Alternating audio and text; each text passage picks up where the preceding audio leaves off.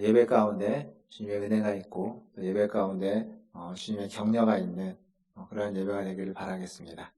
다 함께 일어나셔서 찬양하심으로 주일 일부 예배를 하나님께 드리겠습니다.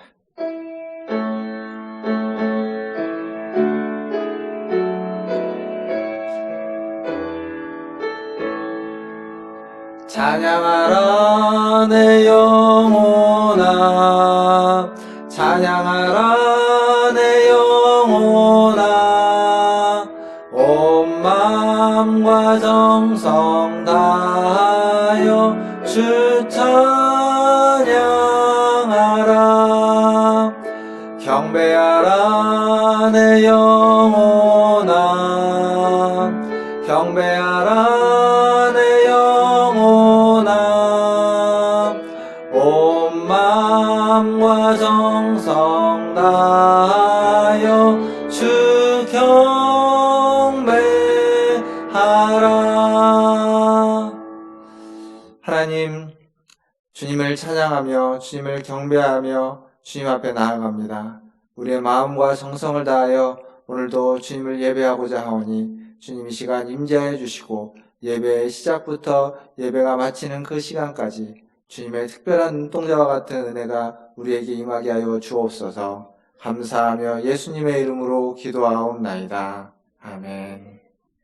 다 함께 교독문 30번, 시편 67편 함께 교독하겠습니다. 교독문 30번, 시편 67편입니다. 교독하겠습니다. 하나님은 우리에게 은혜를 베푸사 복을 주시고 그의 얼굴빛을 우리에게 비추사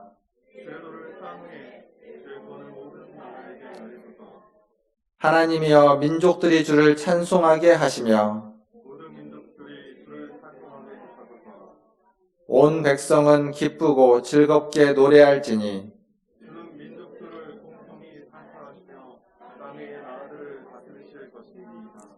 하나님이여 민족들이 주를 찬송하게 하시며 모든 민족으로 주를 찬송하게 하소서. 땅이 그의 소산을 내어 주었으니 하나님 곧 우리 하나님이 우리에게 복을 주시리로다. 하나님이 우리에게 복을 주시리니 땅의 모든 끝이 하나님을 경외하리로다. 아멘. 사도신경으로 신앙을 고백합니다. 전능하사 천지를 만드신 하나님 아버지를 내가 믿사오며 그 외아들 우리 주 예수 그리스도를 믿사오니 이는 성령으로 잉태하사 동정녀 마리아에게 나시고 본디오 빌라도에게 고난을 받으사 십자가에 못 박혀 죽으시고 장사한 지 사흘 만에 죽은 자 가운데서 다시 살아나시며 하늘에 오르사 전능하신 하나님 우편에 앉아 계시다가 저리로서 산자와 죽은 자를 심판하러 오시리라. 성령을 믿사오며 거룩한 공회와 성도가 서로 교통하는 것과 죄를 사하여 주시는 것과 몸이 다시 사는 것과 영원히 사는 것을 믿사옵나이다. 아멘. 다 함께 앉으셔서 찬양하겠습니다.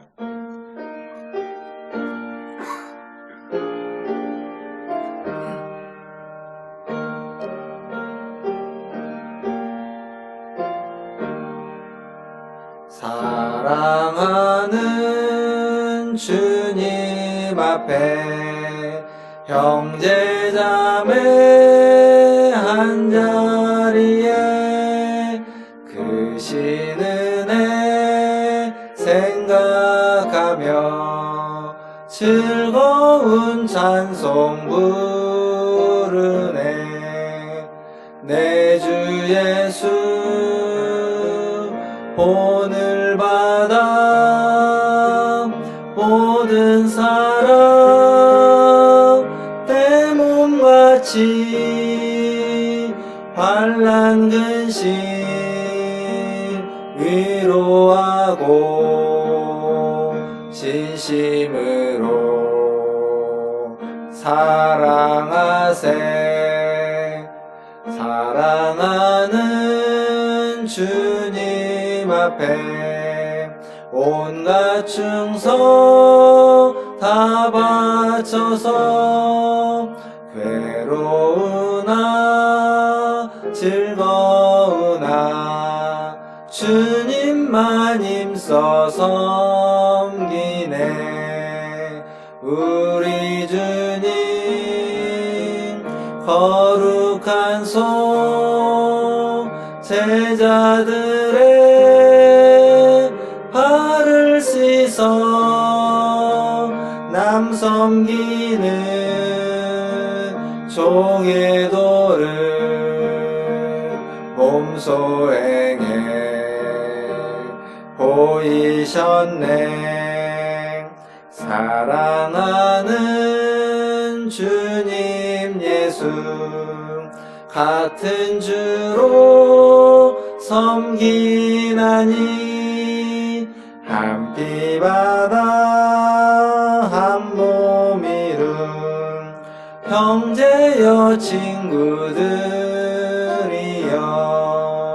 한 몸같이 친밀하고 마음으로 하나 되어 우리 주님 크신 뜻을 지성으로 준행하세. 아멘. 우리를 대표해서 김성민 집사님 나오셔서 기도해 주시겠습니다. 기도하시겠습니다. 사랑과 은혜의 주님, 죄로 말미암아 절망과 좌절, 비참함 속에서 몸부림치며 멸망받아야 했던 저희를 크신 은총과 사랑으로 구원하여 주시고 하나님의 백성으로 삼아주셔서 기쁨의 삶을 살도록 인도해 주신 주님의 귀한 은혜를 감사드립니다. 지난 주간도 저희를 지켜주셔서 은혜와 사랑 안을 경하게 하시고 오늘 거룩한 주일 아버지께 나와 예배드리게 하심을 감사드립니다. 비록 깊은 교제를 나누지 못하더라도 함께 모여 예배를 드림으로 주님의 신령한 은혜와 복된 말씀으로 우리 영혼이 하나 되게 하시고 말씀의 기쁨이 넘쳐나는 시간 되게 하여 주시옵소서. 괴로울 때 고난을 이겨내신 주님을 바라보게 하시고 치유와 회복을 경험케 하시며 주 안에서 위로와 평안, 감사가 넘치는 5월 가정의 달이 되게 하여 주시옵소서.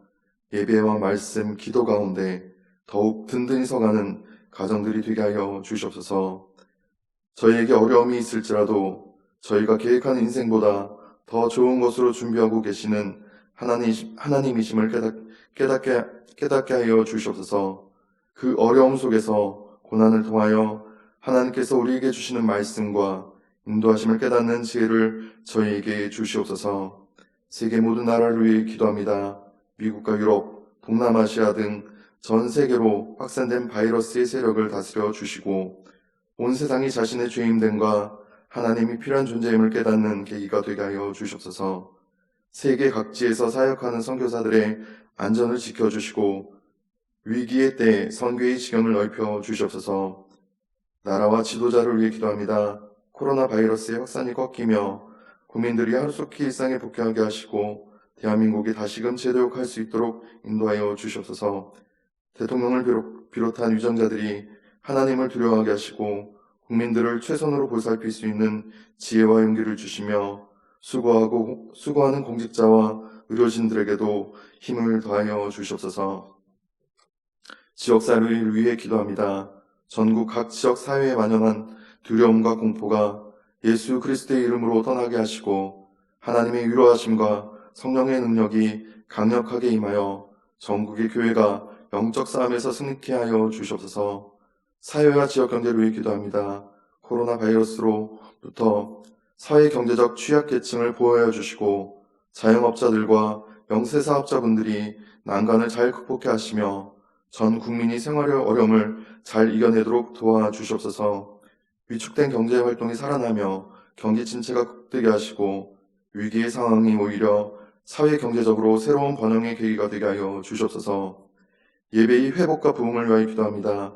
비록 함께 모여 예배를 드리지 못할지라도 주 안에서 하나 되게 하시고 우리의 삶 속에서 더욱더 주님과 함께 동행함으로 삶이 예배가 되고 예배가 우리의 삶이 되는 귀한 시간이 되게 하여 주시옵소서. 한국교회가 온라인을 통해 예배하는 현실 속에서 분열이 틈타지 않도록 도와주시며 성령께서 동일하게 역사하셔서 늘 큰 은혜와 위로를 더하여 주시옵소서. 문화춘조회계가 이 기간 동안을 복된 재정의 기간으로 삼게 하여 주시고 주님이 맡기신 사명을 더욱 집중하여 승리하는 교회가 되게 하여 주시옵소서. 이 시간 목사님을 통해 주시는 하나님의 말씀으로 갈급한 영혼의 주의 성령으로 풍성히 채워주시고 소망과 감사함으로 한 주간도 주의 말씀으로 승리하는 삶, 기쁨이 넘치는 삶 살게 하여 주시옵소서. 이 시간 드려지는 찬양과 예배를 기쁘게 받으시길 원하오며 예수님의 이름으로 기도합니다.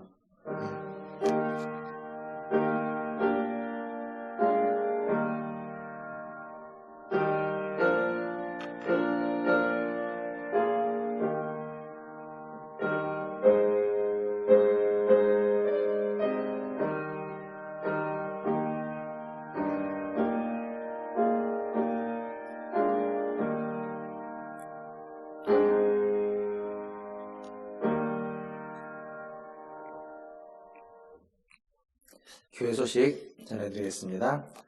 오늘은 스승의 주일입니다. 우리 교회학교 선생님들 또 우리 모든 스승님 되시는 분들께 감사를 드립니다. 이제 코로나 때문에 교회학교가 아무래도 예전보다는 조금 어려움에 처해 있는데 많이 기도해 주시고 또 힘낼 수 있도록 격려의 말씀 우리 선생님들에게 전해주시면 감사하겠습니다.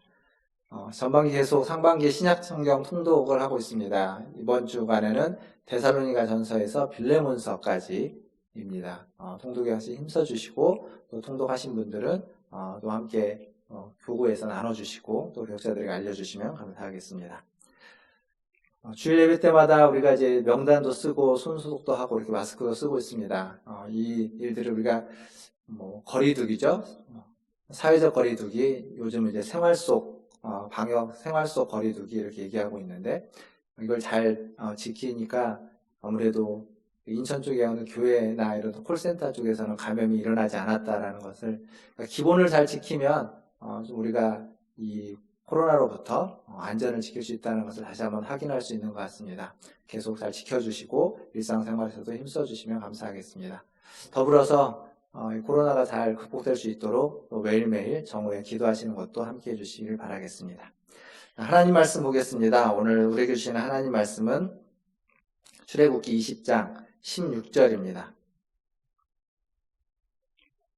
출애굽기 20장 16절 말씀 같이 읽도록 하겠습니다. 출애굽기 20장 16절 짧은데요. 함께 읽겠습니다. 내 이웃에 대하여 거짓 증거하지 말라. 아멘. 우리 좌우에 계신 분들, 앞에 계신 분들 한번 얼굴 한번 보고 인사하겠습니다. 사랑합니다. 축복합니다. 네, 인사하겠습니다. 감사합니다. 2007년도에 우리나라를 이렇게 떠들썩하게 했던 사건이 하나 있습니다. 그게 뭐냐면 신정아 사건이라고 불려지는 사건입니다. 신정아 씨가 신정아 학력 위조 이렇게 불려졌던 사건인데 신정아 게이트로도 불려지는데 아주 다방면에서 어떤 문제들이 있었죠. 교육계, 학계도 그렇고 그 다음에 예술계에서도 또 미술계, 특히 미술계 쪽에서도 또 문제가 있었고 정치계도 문제가 있었습니다.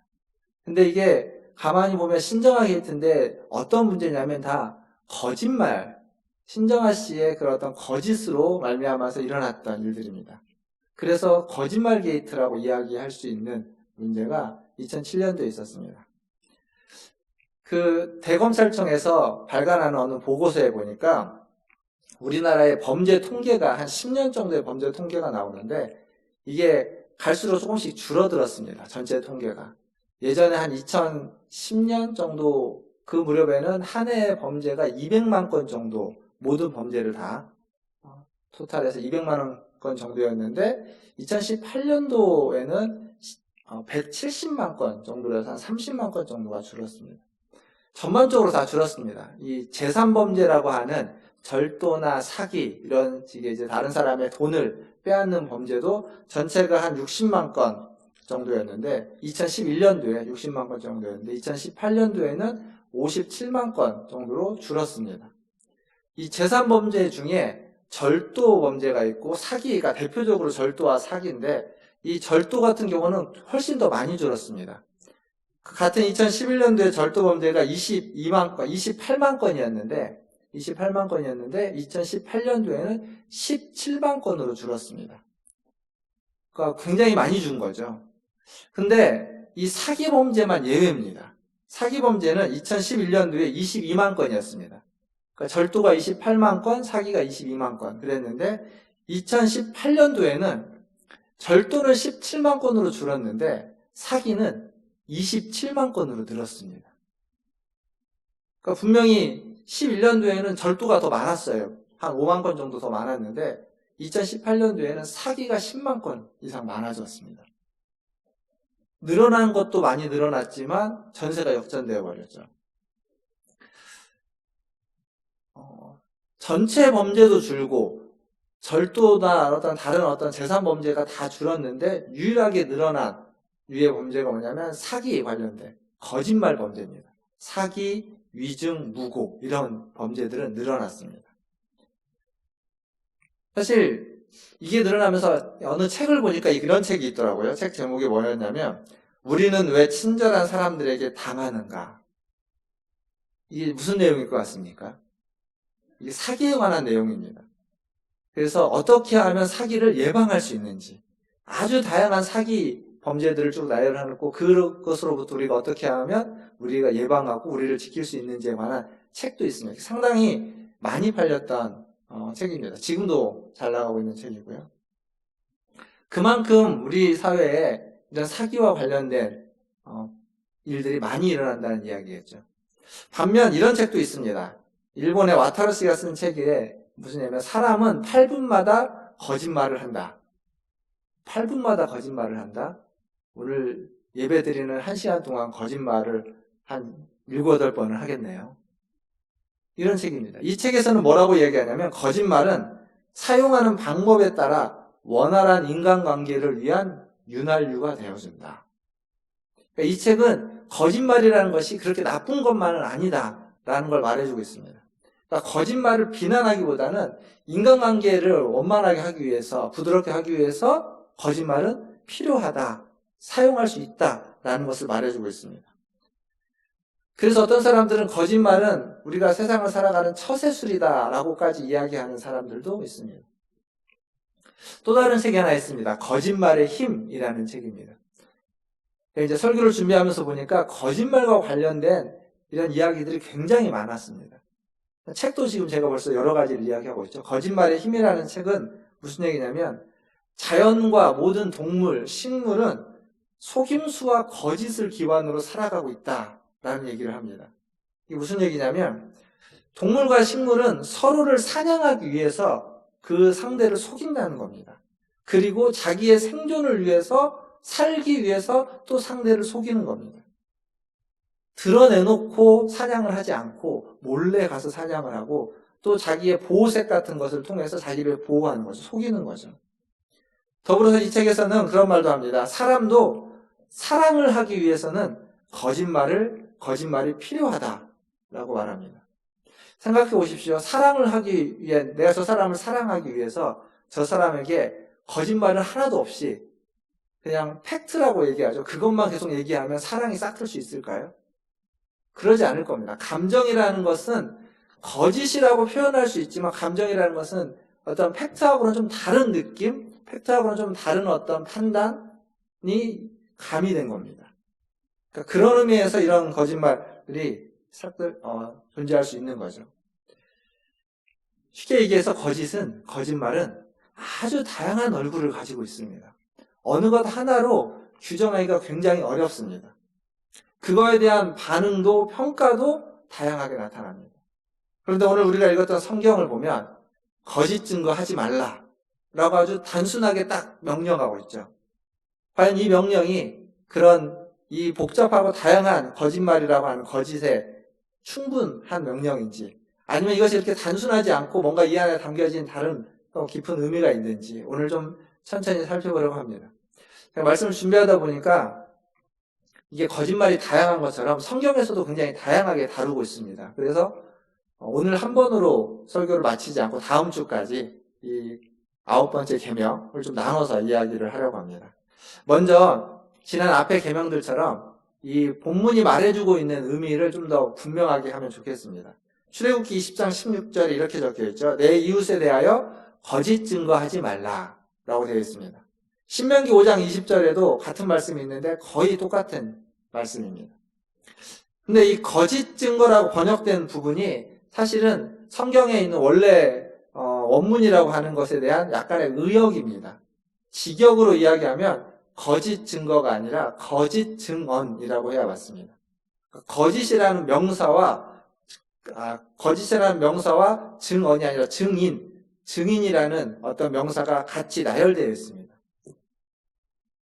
이 거짓 증거 혹은 거짓 증언과 거짓 증인은 다른 이야기입니다. 거짓 증인, 사람이 말해야 하는 것이긴 하죠. 그러나 사람과 말은 다른 얘기입니다.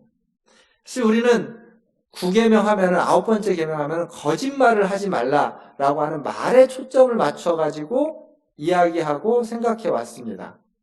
그런데 이 출애굽기 20장 16절은 원래 말보다는 사람의 초점이 맞춰져 있는 겁니다. 거짓말이 아닌 거짓말을 하는 사람, 거짓의 사람이 되지 말라라는 것이 더 중요한 겁니다. 사실 이 얘기는 8계명, 그리고 7계명, 6계명, 살인하지 말라, 간음하지 말라, 도둑질하지 말라에도 다 적용되는 이야기입니다. 거기에서도 도둑질이라는 행위 자체가 중요한 것이 아니라 사람이 중요했습니다. 살인도 사람이 중요했다는 것을 이야기하는 거죠. 간음도 간음이라는 행위보다는 그 사람, 그 가정이 훨씬 더 중요하다는 겁니다. 성경은 계속 사람이 중요하다는 얘기를 하고 있는 겁니다. 우리는 하나님의 백성으로 부름받은 사람입니다. 그렇죠? 저와 여러분 모두가 다 하나님의 백성으로 부름받았습니다. 그런데 원래 우리는 하나님의 백성이 아니었죠. 원래 우리는 죄 아래, 율법 아래 있었습니다. 성경에 보면 로마서나 이런 곳에 보면 거짓의 아비인 마귀의 자녀들이라는 표현이 있습니다. 즉 우리는 거짓의 자녀들이었습니다. 원래 우리의 모습입니다. 그런데 그런 우리를 예수 그리스도께서 씻겨주시고 하나님의 자녀 삼아 주심으로 거짓의 자녀가 아닌 이제 의의 자녀, 하나님의 자녀로 우리가 바뀐 겁니다. 전에는 어둠이었지만 이제는 주 안에서 빛이다 라고 에베소서 5장 8절은 말해주고 있습니다. 그러니까 우리의 행위, 우리의 거짓말이라고 하는 이런 행위에 초점을 맞추고 있는 것이 아니라 그것이 문제가 아니라 우리의 신분, 우리의 본질, 우리가 어떤 존재냐 가 성경은 이야기하고 있습니다. 그게 더 중요하다는 거죠. 그럼에도 불구하고 우리가 하나님의 자녀가 되고 빛의 자녀가 되고 의인이 되고 존재가 변화되었다고 해서 우리의 행위가 일순간에 달라지진 않습니다. 갑자기 우리의 행위가 선해지거나 갑자기 우리가 안 하던 어떤 의로운 일을 하는 사람으로 한순간에 바뀌어지지는 않는다는 사실입니다. 불교에 보면 돈점 논쟁이라는 게 있습니다. 불교에 보면 이게 한 30년? 불교 글들을 찾아보니까 한 30년 정도 되는 논쟁인데 이 논쟁이 뭐냐면 우리가 이제 아는 두 스님이 등장합니다. 조계종의 진울 스님하고 해인사의 성철 스님, 이 두 분 사이의 논쟁인데 진울 스님은 도노점수라는 말을 하면서 한 번 깨우침을 얻은 사람이라 할지라도 점진적으로 어떤 그의 삶이 수행을 통해서 악에서 벗어나야 된다라고 주장했습니다. 반면 이 해인사의 성철 스님은 도노돈점이라고 해서 도노돈수라고 해서 한 번 깨우침을 얻으면 그 한 번의 깨우침으로 말미암아서 악에서 한 번에 벗어날 수 있다라고 주장했습니다. 두 논쟁이 지난 30년간의 논쟁이고 지금도 여전히 하고 있는 불교계의 논쟁입니다. 그런데 이런 논쟁이 기독교 안에서도 오랫동안 있어 왔습니다. 그런데 기독교 안에서 있는 이 논쟁은 사실 이미 정리가 된 논쟁입니다. 어떤 식으로 정리가 됐냐면 예수를 믿고 구원을 받으면 모든 죄로부터 자유함을 얻는다. 그래서 더 이상 죄를 짓지 않는 악에서부터 완전히 자유가 돼서 더 이상 악을 행하지 않는다. 라고 하는 주장은 구원파의 이단의 주장입니다. 구원파는 한 번 구원을 받으면 그 사람의 그 이후의 모든 행동은 죄와 상관이 없는 행동입니다. 그래서 나쁜 짓을 해도 구원파가 나쁜 짓을 한다는 얘기가 아니라 그들의 교리 자체가 악을 행해도 그게 악이 아닌 것이 되어버리는 거죠. 근데 그것을 기독교는 오래전에 이단으로 정리해 놨습니다. 반면 성경이 이야기하고 있는 것은 한번 우리가 예수를 믿고 구원을 받지만 그 구원이 우리의 존재, 우리의 신분의 변화를 일으키지만 그렇다고 우리의 삶과 행위에 완전한 변화를 이루어지지는 못해서 우리의 삶과 행위에 있어서는 끊임없이 훈련을 하고 끊임없이 선을 행하고자 애를 쓰고 수고해야 된다는 거죠. 그런 변화의 과정이 필요하다는 겁니다.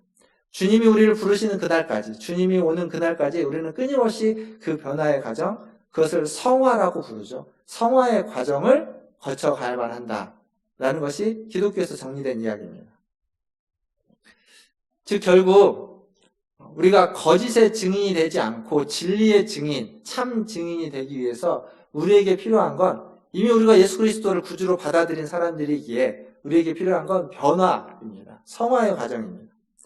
그리스도를 주로 고백할 뿐 아니라 거짓과 죄로부터 멀어져 가는 것. 거짓과 죄로부터 우리를 그 거짓과 죄와 함께 싸워서 그것을 이겨가는 끊임없는 수고와 끊임없는 노력, 끊임없는 투쟁이 우리에게 필요한 겁니다. 그것이 신앙생활의 과정이고 변화의 과정이고 성화의 과정이고 성숙의 과정이 되는 겁니다. 이 과정을 통해서 우리는 진리의 증인이 되어가는 거고 거짓으로부터 자유하게 되는, 거짓의 증인에서부터 진리의 증인으로 변화되어져 가는 겁니다. 오늘 이 자리에 나와서 하나님 예배하시는 우리 모든 성도님들, 거짓과 죄와 싸워서 진리의 증인이 되시는 저와 여러분 되기를 주님의 이름으로 축원합니다. 이 거짓 증인이 된다는 것, 거짓 증거를 하는 거짓 증인이 된다는 건 굉장히 위험한 일입니다. 그래서 하나님은 거짓 증인이 되지 말라라고 말해주고 있습니다. 왜 위험할까요? 재판에 있어서 고대나 현대나 증인은 굉장히 중요합니다. 증인의 증언은 재판에 결정적인 영향을 줍니다. 그런데 현대에는 증인의 증언뿐만 아니라 증거라는 게 굉장히 중요하죠. 증인이 없어도, 증언이 없어도 증거가 있으면 판단을 죄로 내릴 수 있습니다. 과학수사라는 것들이 과학이 발달하면서 증거를 통해서 증명해내는 일들이 있습니다. 그런데 고대는 어떨까요? 현대사회는 과학이 발전해서 이 증거로 말미암아서 죄를 묻지만 고대에는 증거를 가지고 따질 수 있는 어떤 과학적이거나 논리적인 게 부족했을 때에는 무엇이 가장 중요하고 결정적이었냐면 증언이 가장 결정적이었습니다. 그래서 증인의 증언은 재판에 결정적인 영향을 줄 수밖에 없습니다. 그래서 증인이 거짓 증언을 하게 되면 그 재판은 그 거짓 증언으로 말미암아서 180도 바뀌어버리는 겁니다. 결과가. 그것 때문에 위증은 굉장히 중요하게, 위증이냐 아니냐는 건 굉장히 무겁게 벌을 내렸다는 겁니다. 이게 성경에 기록된 내용입니다. 신명기 18장에 보시면 신명기 19장 18절에서 21절까지 말씀해 보시면 이 내용이 나오는데 한번 제가 읽어드리겠습니다. 화면을 잘 보시면서 내용을 좀 잘 보시면 좋겠습니다. 18절입니다. 재판장은 자세히 조사하여 그 증인이 거짓 증거하여 그 형제를 거짓으로 모함한 것이 판명되면 그가 그의 형제에게 행하려고 꾀한 그대로 그에게 행하여 너희 중에서 악을 제하라. 그리하면 그 남은 자들이 듣고 두려워하여 다시는 그런 악을 너희 중에서 행하지 아니하리라. 내 눈이 긍휼히 여기지 말라. 생명에는 생명으로, 눈에는 눈으로, 이에는 이로, 손에는 손으로, 발에는 발로이니라. 자, 이게 무슨 얘기냐면 증인이 와서 증언을 했는데 그 증언이 거짓인지 아닌지 재판장이 자세히 조사해서 확인하라는 겁니다. 그게 결정적이기 때문에. 근데 만약 거짓이라면, 모함한 것으로 판명된다면 그 거짓을 했던 그 사람, 그 증인이죠. 거짓 증인이 거짓을 통해서 상대방에게 어떤 해를 입히고 벌을 내리려고 했던 그것을 고스란히 그 사람에게 벌을 내리라는 겁니다. 이 사람은 살인을 하지 않았습니다. 근데 이 사람이 살인했다라고 거짓말로 해서 이 사람을 모함해서 죽이려고 했다면 거짓 증인은 살인한 죄가 없지만 거짓말한 것 때문에 살인죄를 뒤집어 써서 죽어야 한다는 겁니다. 그래서 살인에는 생명에는 생명으로, 눈에는 눈으로, 이에는 이로, 손에는 손으로, 발에는 발로 라고 하는 이 무서운 명령을 통해서 그러한 것을 통해서 사람들이 두려워해서 거짓 증언을 하지 못하도록 이렇게 성경에서 명령하고 있습니다. 그만큼 무섭게, 그만큼 무겁게 엄히 명령하고 있다는 겁니다. 거짓 증언을 못하도록. 뿐만 아니라 레위기 5장 1절에 가보면 증인이 있는데 그 증인이 본 것이나 그 증인이 들은 것, 알고 있는 것을 말하지 않는 것도 똑같이 엄히 묻고 있습니다. 5장 1절에 보면 이렇게 적혀 있죠. 만일 누구든지 저주하는 소리를 듣고도 증인이 되어 그가 본 것이나 알고 있는 것을 알리지 아니하면 그는 자기의 죄를 져야 할 것이요 그 허물이 그에게로 돌아갈 것이며, 알고 있는데 말하지 않는 것, 침묵하는 것 또한 똑같이 거짓 증인으로 묻고 있습니다. 엄히 묻고 있습니다. 더 나아가서 잠언 25장 18절에 보니까 거짓 증거를 하는 사람은 어떤 사람이냐면 사람을 죽이는 사람이라는 겁니다. 자기 이웃을 쳐서 거짓 증거를 하는 사람은 방망이요, 칼이요, 뾰족한 화살이니라. 그러니까 사람을 다치게 하고 아프게 하고 죽이는 사람이라는 얘기입니다. 거짓 증언을 하는 거짓 증인들. 그래서 거짓 증거를 한다는 것은 매우 위험한 일입니다. 그 상대방에게도 위험한 일이지만 증언을 하는 본인 자신에게도, 거짓말을 하는 자신에게도 굉장히 위험한 일이 되는 겁니다. 사실 이 이야기는 제가 지난주에도 말씀드렸지만 열왕기상 21장에 나오는 나봇의 이야기에 잘 등장하죠. 아합 왕이 나봇의 포도원을 가지고 싶어 했지만 가지지 못했을 때 이세벨이 등장해서 그 문제를 해결해 줍니다. 나봇의 포도원을 뺏기 위해서 이세벨이 2명의 증인을 매수를 하죠. 그리고 2명의 증인을 매수해서 성경에는 유죄 판결을 내리기 위해서는 증인이 2명 이상이어야 되기 때문에 그 율법을 차용하는 겁니다. 그걸 따르는 겁니다. 근데 문제는 그 2명의 증인이 거짓 증인이었다라는 사실입니다. 그래서 이 2명이 그 공회에 모였을 때 나봇을 향해서 거짓말을 합니다. 나봇은 하나님과 왕을 저주하였다라는 거짓말을 하는 겁니다. 2명이 같이 거짓말을 하니까 율법대로 하나님을 저주한 자, 왕을 저주한 자는 돌로 쳐 죽이라는 율법이 적용돼서 나봇을 끌고 성 밖에 나가서 돌로 쳐 죽입니다. 자, 보십시오. 율법이 적용됐습니다. 율법에서 말하고 있는 대로 증인이 2명이었고 율법에서 말하고 있는 것처럼 하나님을 저주한 자는 죽이라라고 하는 것처럼 돌로 쳐서 죽였습니다. 이게 다 성경에 있는 말씀, 율법에 있는 말씀대로 한 겁니다. 어기지 않았습니다. 그런데 거기에 거짓이라는 것이 하나가 딱 첨부되자 그건 악행이 되어버린 겁니다. 악이 되어버렸습니다. 하나님의 말씀을 어긴 것은 거짓 하나밖에 없지만, 그리고 하나님의 말씀을 지킨 것이 더 많지만 율법대로 증인을 세웠고 율법대로 돌로 쳐 죽였는데 그게 악이 되어버린 겁니다. 이게 열왕기상 21장에 나오는 이야기였죠. 겉으로는 율법에 순종하는 것처럼 보였지만 실상은 거짓 증인으로 말미암아, 거짓 증거로 말미암아 악을 행하게 된 악행이었습니다. 이런 일은 신약에도 똑같이 등장합니다. 신약에도 예수님이 십자가에 달려 죽기 전에 예수님을 붙잡았을 때 그 종교 지도자들이 바리새인과 제사장들이 예수님을 붙잡았고 예수님을 재판할 때 가장 먼저 누가 등장하냐면 거짓 증인들이 등장합니다. 그래서 예수님에 대해서 거짓 증언들을 쏟아놓습니다. 근데 성경은 그걸 재밌게 묘사합니다. 그 거짓 증언만으로 예수님이 잡히지 않습니다. 왜냐하면 거짓 증언들이 서로 이렇게 달라가지고 맞지 않는 겁니다. 그걸로 예수님을 올가매지 못하자 그 제사장들이 예수님을 무엇으로 올가매냐면 신성모독이라고, 하나님을 모독했다라고 하는 신성모독으로 예수님을 올가매고 그것으로 사형을 그들 스스로 언도합니다. 그들이 그걸 집행할 수 없었기 때문에 빌라도에게 예수님을 끌고 가게 되는 거죠. 그러니까 지금 이 신약에서 예수님도 사실은 나봇이 죽은 것과 똑같은 거짓으로 말미암았어요. 예수님은 신성모독을 한 적이 없습니다. 그것 자체가 거짓입니다. 근데 그 거짓으로 말미암아 예수님은 십자가에 달려 죽는 내 몰리게 되는 거죠. 이렇게 거짓 증언은 한 사람의 재산과 명예 그리고 생명을 빼앗아가 버립니다. 그만큼 위험한 겁니다. 거짓 증언을 한 사람도 결국 자기가 그것이 거짓 증언이었다면 그것이 밝혀지는 그때에는 자기가 빼앗고자 했던 그 사람의 생명과 재산과 모든 것들처럼 똑같이 자기도 빼앗겨 버리게 되는, 잃게 되어버리는 우리를 범하게 되는 겁니다.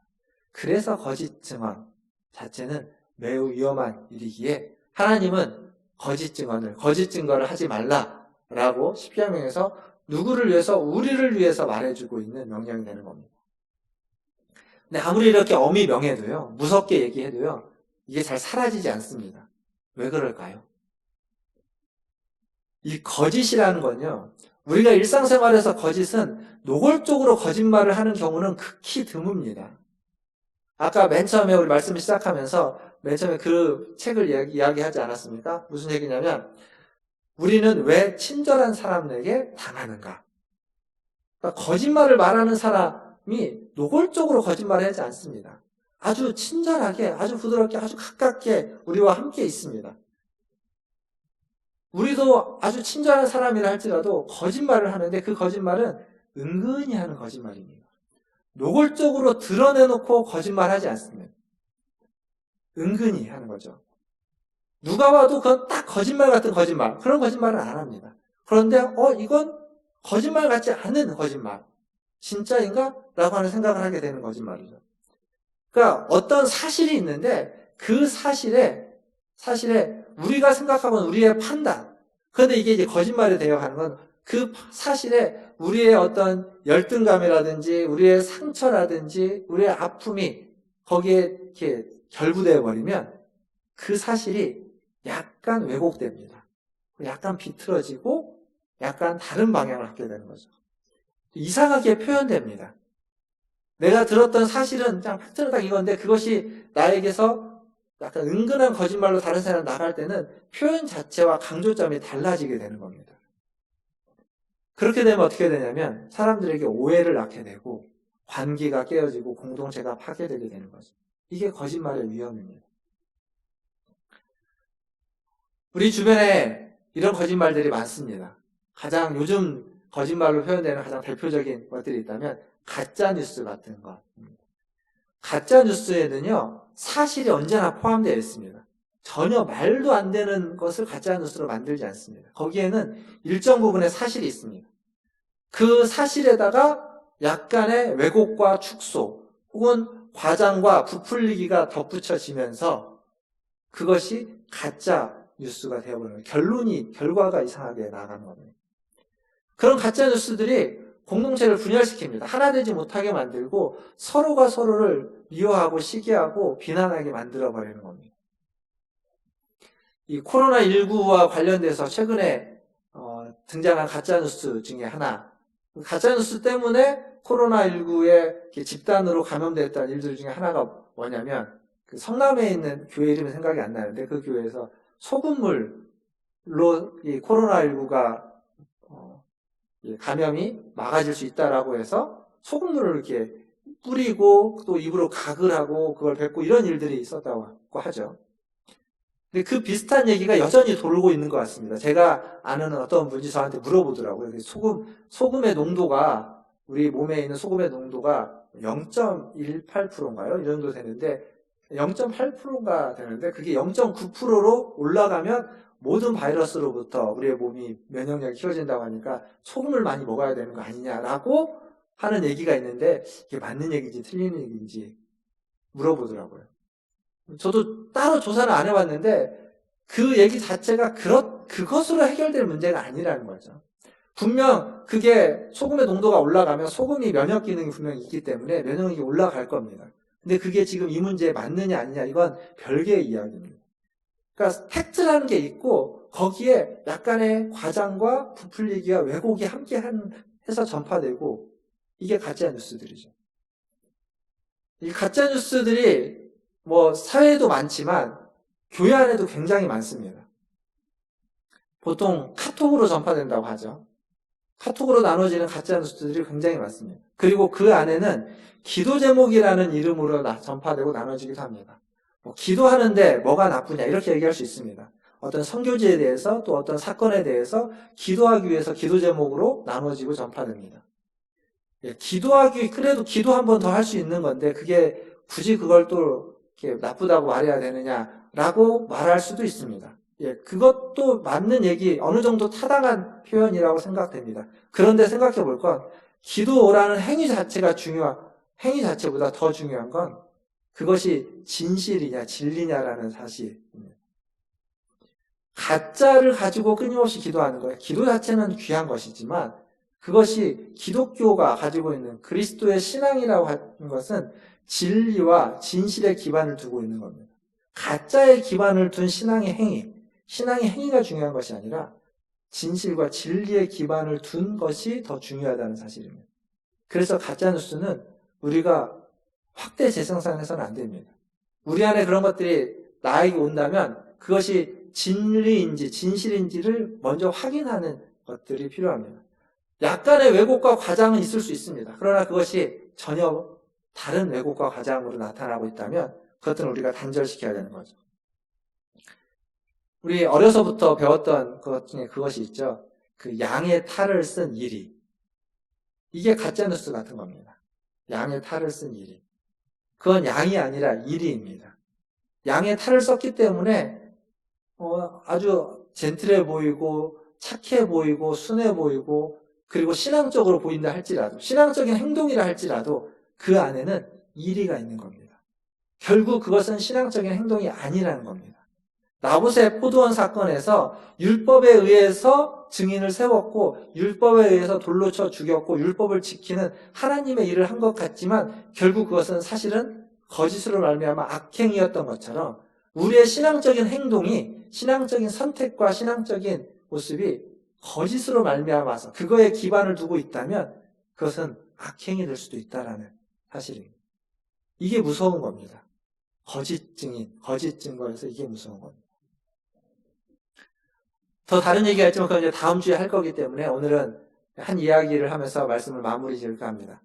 여러분들에게 질문 하나 던지겠습니다. 만약에 삼성생명에서 여러분들에게 찾아와서 광고를, CF를 하나 찍자고 합니다. 찍겠습니까? 안 찍겠습니까? 돈을 주는 겁니다. 무료로 안 합니다. CF는 보통 몇 억씩 주잖아요. 몇 억이라는 돈을 주고 그냥 여러분의 모습에서 광고를 찍자고 합니다. 아마 안 찍을 분 없겠죠. 근데 광고를 찍는데 광고 찍는 멘트에 이런 멘트가 있습니다. 저도 이 보험에 가입하니까 너무 든든하고 너무 의지가 됩니다. 라는 멘트가 있습니다. 근데 나는 이 보험에 가입을 안 했습니다. 이 멘트를 하겠습니까? 안 하겠습니까? 너무 뻔한 질문이라 대답이 없으신 거죠? 표정이 안 보여요. 마스크하고 있어서 표정이 잘 안 보이는데. 원래 광고는 약간의 과장이 있는 거니까 그거 멘트 한다고 누가 뭐라고 안 할 겁니다. 그리고 광고 찍고 가입하면 되잖아요. 지금 안 했어도 광고 찍고 가입하면 됩니다. 우리의 선택은 아마 안 했다면 후자 아니면 그냥 전자 그냥 광고하고 끝날 수도 모릅니다. 광고는 원래 그런 거니까 모든 광고가 다 자기가 써보고 하는 거 아니지 않겠습니까? 그런데 이 똑같은 일이 이것도 어떻게 하다 보니까 2007년도인데요. 2007년도에 실제로 있었습니다. 누구냐면 그냥 유명한 앵커인데 백지연 씨가 어느 보험회사 광고를 찍는데 그 보험회사 광고의 멘트에 그런 멘트가 있었다고 합니다. 저도 이 보험에 가입을 했다는 멘트가. 근데 이제 촬영을 준비하고 촬영을 막 시작하려고 하는데 그 멘트가 있는 걸 백지연 씨가 발견하고 그 멘트를 수정을 요구했다고 합니다. 자기는 이 보험에 가입을 안 했으니까 좀 수정해 달라고. 그러니까 이 촬영하는 쪽에서 이 작가가 이제 수정을 해주는데 같은 내용인데 약간 말만 수정을 했다는 거죠. 그랬더니 백지연 씨가 이렇게 말고 이 멘트를 아예 빼달라고 했답니다. 그쪽에서 그냥 멘트대로 하고 보험을 가입하면 되지 않겠느냐라고 했는데 이 얘기가 의견 조율이 안 돼가지고 3시간 동안 의견 조율을 못 하다가 결국 CF를 촬영 안 했답니다. 그게 나중에 알려진 얘기예요. 나중에 알려진 얘기인데 결국 CF를 촬영하지 않고 수억 원을 포기한 거죠. 나중에 이 일이 알려져서 사람들이 그렇게 물어봤습니다. 주변에 있는 사람들도 그렇고 정말로 그 이유 때문에 광고를 안 찍었냐고. 정말로 그 이유 말고 다른 이유가 없냐고. 다른 이유가 없었답니다. 그것 때문에 수억 원을 포기했냐는 거죠. 포기했습니다. 왜 그랬을까요? 그때 당시에 백지연 씨가 진행하는 프로그램 중에 시사 프로그램이 하나 있었습니다. 시사 프로그램 앵커였는데, 백지연 씨가 뭐라고 이야기를 했냐면, 자기가 시사 프로그램을 진행하는데, 시사 프로그램의 바탕은 신뢰라는 거죠. 신뢰. 믿음인데, 이 신뢰를 바탕으로 하고 있는 시사 프로그램의 진행자로서 자기가 거짓을 이야기하고 거짓의 광고를 찍을 수가 없었다는 겁니다. 사람들이 바보 같다고 하는데 자기도 가끔 자기가 진짜 바보였나라는 생각을 하기도 한다고 합니다. 이 2007년도에 기사를 찾아보면 나오는 인터뷰 내용입니다. 쉽게 말해서 거짓의 사람이냐 아니면 믿을 수 있는, 신뢰할 수 있는 사람이냐, 말 한마디보다 훨씬 더 중요했던 겁니다. 백지연 씨에게는. 그게 지금 오늘 제가 이야기하고자 하는 내용입니다. 우리가 살고 있는 세상은 거짓으로 가득한 세상입니다. 거짓을 거슬러 살아간다는 거 그렇게 쉬운 일이 아닙니다. 그리고 그런 삶은 바보 같다라고 이야기할 수 있는 삶입니다. 바보처럼 보이는 거죠. 그렇게 살려면 아마 어떤 큰 용기가 필요할지도 모릅니다. 그리고 어떤 투철한 어떤 투쟁 정신이라든지 이념이라든지 가치가 투철해야 될지도 모릅니다. 근데 그것으로 될까요? 그것으로 쉽지 않아요. 이념이 투철하고 가치가 투철해도 그 이념을 추구하는 사람들 안에서 또 거짓이 일어나게 되는 겁니다. 그보다는 거짓의 세대를 거스려서 바보처럼 살 수 있는 사람은 저는 순수한 사람이라고 생각합니다. 시인의 감수성을 가지고 있는 순수한 사람.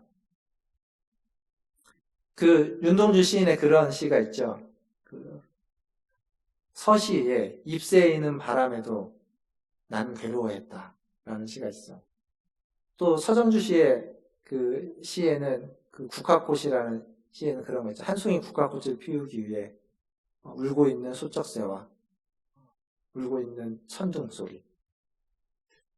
이런 것들의 감수성을 가지고 있는 사람.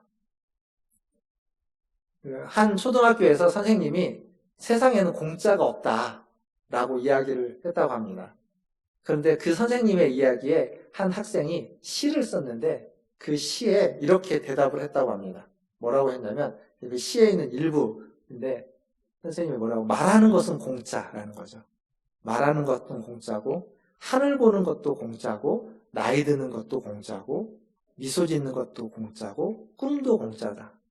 여러 가지가 더 있습니다. 더 있는데 어린아이가 보는 초등학생의 순수함이겠죠. 이런 순수함이 거짓으로 가득 찬 세상에서 바보처럼 살아갈 수 있는 힘, 원동력이라고 생각합니다. 오늘 설교 제목을 원래 어제 오후에는 참 증인이 되라 라고 잡았습니다. 그랬다가 말씀 결론을 쓰면서 설교 제목을 순수한 사람이 되라 라고 바꿨습니다. 왜냐하면 참 증인이 되려면 거짓의 사람이 아니라 진리의 사람이 되려면 순수해야 됩니다. 순수하지 않으면 안 됩니다. 약간 바보 같은 사람이라고 할지라도 세상 사람들은 이야기하지만 그럴 만큼 순수할 때 비로소 우리는 거짓을 거스르는 진리의 사람이 될 수 있습니다. 사람들은 바보 같다고 하겠죠. 근데 그게 힘입니다. 그게 변화이고 그게 하나님의 사람들입니다. 거짓과 가까이에서 점점 거짓에 물들어가는, 세상과 가까이 세상에 물들어가는 사람이 아니라 순수하신 하나님과 가까이에서 하나님의 그 순수함에 물들어서 더 순수한 사람이 되어 참 증인이 되는, 거짓의 사람이 아닌 진리의 사람이 되는 저와 여러분 되시기를 주님의 이름으로 축원드립니다. 기도하겠습니다. 기도하실 때 오늘 말씀 기억하시면서 함께 기도하겠습니다. 순수한 사람이 참 증인이고 진리의 사람입니다. 거짓을 거스를 수 있으려면 순수해야만 합니다. 하나님께 더 가까이 가셔서 하나님의 순수함에 물드는 우리가 되게 해달라고 하나님께 기도하시고, 또 이 코로나19 여전히 득세하고 있는 이 코로나19 안에 하나님께서 함께 하셔서 이것이 잘 이겨내어지고 극복되어질 수 있기를 위해서 우리 같이 한 목소리로 기도하도록 하겠습니다. 기도하겠습니다. 하나님 감사합니다. 오늘도 주의 말씀을 통하여서 하나님 우리가 거짓의 사람이 아니라 하나님 진리의 사람, 진실의 사람, 참 증인의 사람이 되기를 원합니다. 주님, 그러기 위해서 우리 안에 하나님께 더 가까이 나아가고 하나님을 더 의지하고 하나님 더 순수한 사람으로 하나님의 그 신실함과 그 순수함에 물들어가는 우리들 되게 도와주시옵소서. 하나님 오늘도 이 주일 하나님 주님을 기억하며 주의 전에 나왔습니다. 하나님 무엇인가를 얻기 위해서가 아니라 무엇인가를 구하기 위해서가 아니라 하나님 무엇을 목적으로 삼는 것이 아니라 하나님을 만나고자 하는 하나님을 바라보고자 하는 하나님을 사랑하는 하나님 그 순수함이 하나님 우리가 이곳을 온 동기이고 우리를 이곳으로 이끌어주신 그 발걸음의 원동력인 줄 믿습니다. 주님 우리 성도들의 하나님 그 마음이 하나님 그 믿음이 주님 안에서 더욱 깨끗해지게 하여 주시고 순결해지게 하여 주시고 순수해지게 하여 주시고 그래서 이 거짓으로 가득 차 있는 하나님 그 다양한 거짓들 속에서 우리도 모르게 물들어가는 이 세상 속에서 하나님 바보처럼 살아가는지만 순수한 아버지 하나님 살아낼 수 있도록 이겨낼 수 있도록 하나님 도와주시옵소서. 하나님 여전히 코로나19가 아버지 하나님 있습니다. 하나님 우리도 잠잠했다가 하나님 다시 환자가 늘어납니다. 주님 도와주시옵소서. 하나님 여러 학원들 아버지 학생들 또 젊은 우리 청년들 가운데서 하나님 것이 지고 있습니다. 주님 기 잘 체크되고 관리되고 통제되고 아버지 하나님 견딜 수 있게 도와주시며 하나님 형들이 스케들이 이 코로나로부터 아버지 하나님 승리해낼 수 있도록 주님 도와주옵소서.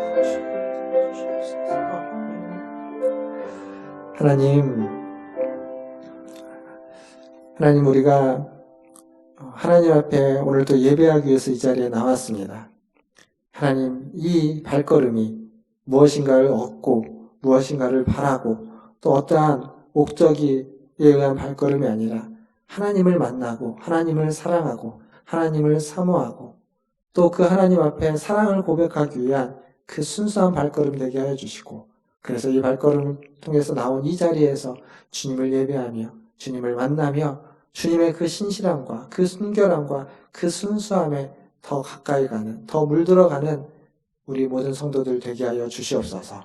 그래서 순수한 진리의 사람, 진실의 사람, 참 증인이 되는 우리 모든 성도들 되게 하여 주시옵소서. 하나님 코로나19가 아직도 아버지 하나님 많은 사람들을 감염시키고 아버지 하나님 많은 사람들에게 위협이 되고 있습니다.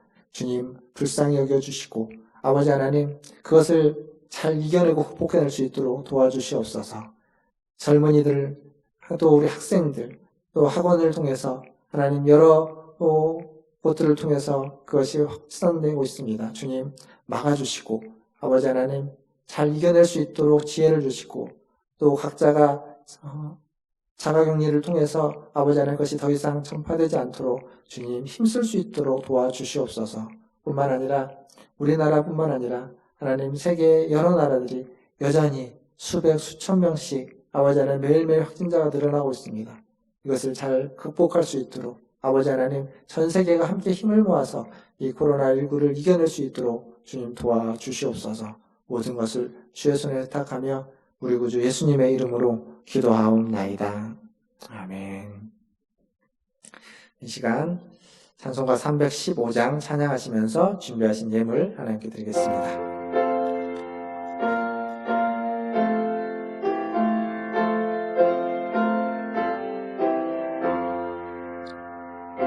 주 대신 주를 참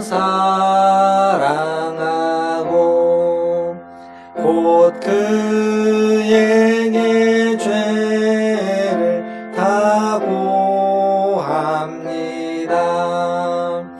그 은혜를 주신 내 예수시니 이전보다 더욱 사랑합니다.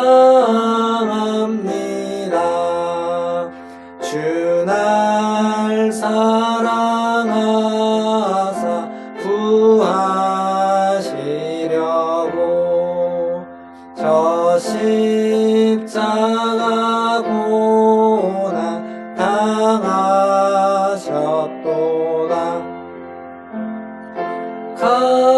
가시관 쓰신 내 주 외오니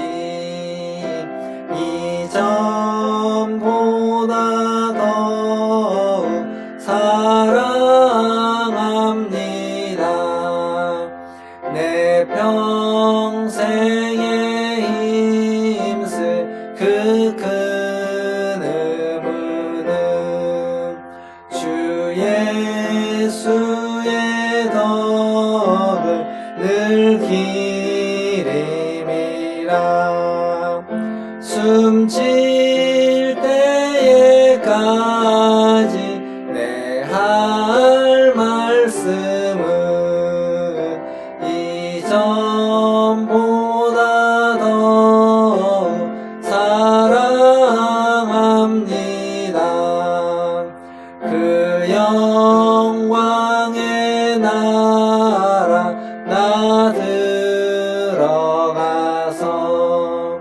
그 풍성한 은혜 늘 감사하리. 금면류관 쓰고 나 찬송할 말 이전보다 더욱 사랑합니다.